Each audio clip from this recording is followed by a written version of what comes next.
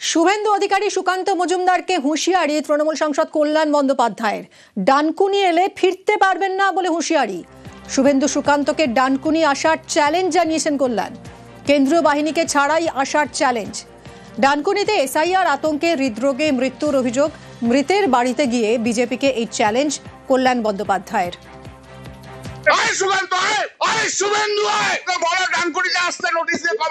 Police ছাড়া তুইও থাকবি, পুলিশ ছাড়া আমরাও থাকবো। বাড়ি ফিরবি কিনা দেখে নাও। ভারতবর্ষে কখনো কোনো চিফ ইলেকশন কমিশনের সময় হয়নি। এই চিফ ইলেকশন কমিশনের সময় 8 জন লোক পশ্চিমবাংলায় মারা গেল। উনি ঐতিহাসিক কাজ করে দেখিয়ে দিচ্ছেন, গণতন্ত্র শেষ করে দিলেন। কার ইনস্টেন্সে করেছেন? ভারতীয় জনতা পার্টি। এদের প্রভোকেশনের জন্য পশ্চিমবাংলা অনেকগুলো মানুষ মারা গেছে। এই প্রভোকেশন হচ্ছে ক্রিমিনাল অ্যাক্ট। হাইকোর্ট এবং সুপ্রিম কোর্টের কাছে অনুরোধ থাকবে যে আপনারা সুমোটো আপনারা এর পদক্ষেপ নিন। আমরা যোগাযোগ করেছি বিজেপি নেতা দেবজিৎ সরকারের সঙ্গে। দেবজিৎ, আপনি শুনলেন কল্যাণ বন্দ্যোপাধ্যায়ের চ্যালেঞ্জ, কি বলবেন? গ্যাংস্টারের মতন ভাষা এবং শরীরী ভাষায় কল্যাণবাবু যা বললেন তার মধ্যে একটা কথাই সত্যি, প্রভোকেশন ক্রিমিনাল অফেন্স। উনি যে প্রভোকেশন তৈরি করলেন তার জন্য কেন্দ্রীয় নির্বাচন কমিশন এবং আমাদের দেশের আইন ব্যবস্থা নেওয়া উচিত। পুরোপুরি পাড়ার ছেলে গুন্ডার মতন ভাষায় উনি কথা বলছেন। একজন আইনসভার নির্বাচিত জনপ্রতিনিধি, এমপি, একাধিকবার উনি জিতেছেন, মানুষ ওনাকে ভোট দিয়েছেন বলে উনি দাবি করেন। পুরো শ্রীরামপুরবাসীকে উনি অপমানিত করছেন। শ্রীরামপুরবাসীর জনপ্রতিনিধির মানসিক এবং শারীরিক চেহারা যদি এইরকম হয় যে কিনা সতীর্থ রাজনৈতিক কর্মীদের বা নেতাদের তুই তোকারি করতে পারেন এই ভাষায়, তাহলে আদতে শ্রীরামপুরবাসীর যে সাংস্কৃতিক চরিত্র সেটা নিয়ে সারা ভারতবর্ষের মানুষের সন্দেহ দেখা দেবে। এই জিনিস থেকে মুক্ত হতে হবে শ্রীরামপুরবাসীকেই, বাংলার জনগণকে। অনেক ধন্যবাদ আপনাকে। রাজ্য জুড়ে বিএলওদের বাড়ি বাড়ি যাওয়া শুরু। জেলায় জেলায় বিএলওর দায়িত্বে শিক্ষকরা। স্কুল ভোটের কাজ দুদিকেই নজর রাখতে হচ্ছে তাদের। হিঙ্গলগঞ্জের রামেশ্বরপুর বরুণহাটে ব্যস্ত বিএলওরা। স্কুলের আগে এবং পরে বাড়ি বাড়ি বিএলওরা। এসআইআর আতঙ্কে বয়স্কদের একাংশ। আজ থেকেই রাজ্যে শুরু হয়ে গেল SIR. BLO booth level officer তারা বাড়ি বাড়ি যাবেন, তারা এনুমারেশন ফর্ম দেবেন। স্কুল এবং ভোটের কাজ দুদিকেই তাদের নজর রাখতে হচ্ছে। হিঙ্গলগঞ্জের রামেশ্বরপুর বরুণহাট, কি ছবি সেখানে ধরা পড়ছে? অনুপম রয়েছে সরাসরি আমাদের সঙ্গে। অনুপম, জানাও।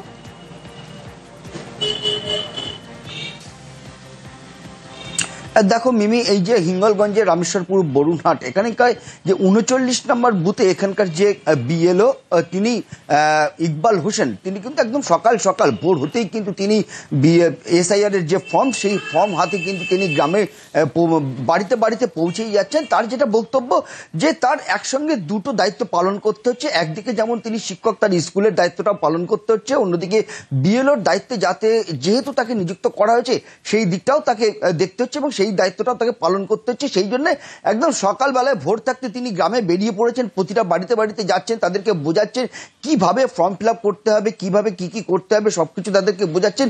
এবং একটা নির্দিষ্ট টাইমের পরে তিনি আবার স্কুলে যাবেন, স্কুল শেষে আবার বিকেলের থেকে তিনি এই এসআইআর এর কাজে আবার তিনি নিযুক্ত হবেন।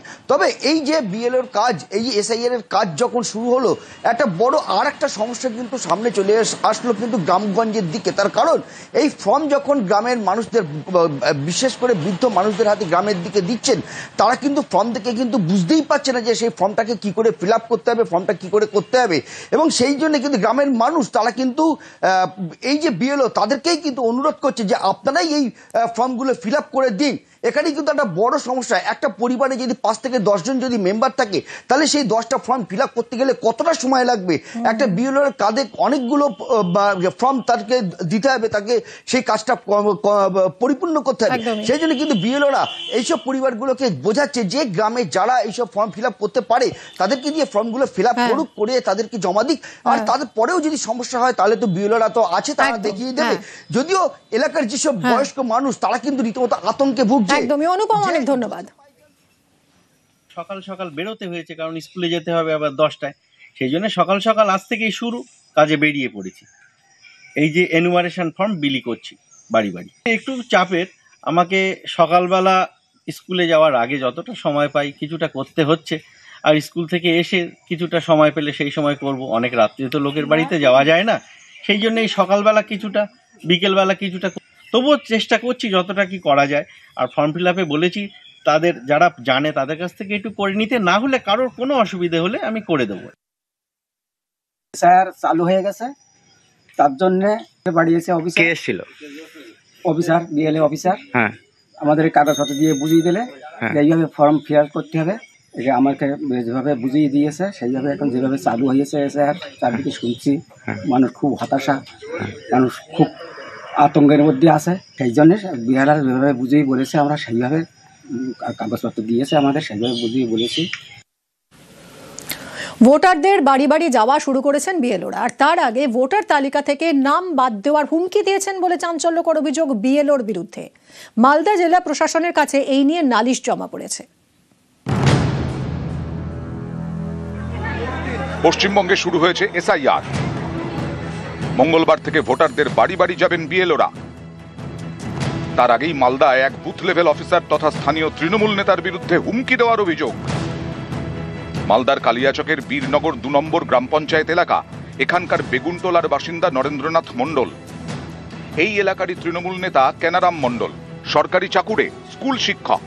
নরেন্দ্রনাথের দাবি, সম্প্রতি তিনি বুথ লেভেল অফিসার কেনারাম মণ্ডলের কাছে ভোটার তালিকার বিষয়ে জানতে চান। অভিযোগ, তখন তিনি পরিবারের এক সদস্যর নাম বাদ দেওয়া হবে বলে হুমকি দেন। এরপরেই প্রশাসনের বিভিন্ন দপ্তরে ওই বিএলও তথা তৃণমূল নেতার বিরুদ্ধে লিখিত অভিযোগ জানান নরেন্দ্রনাথ মণ্ডল।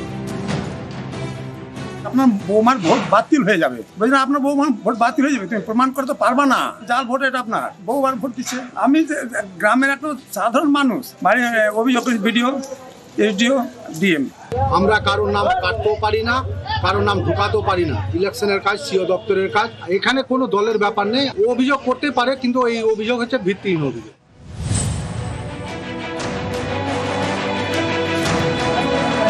পশ্চিম বর্ধমানের আসানসোল।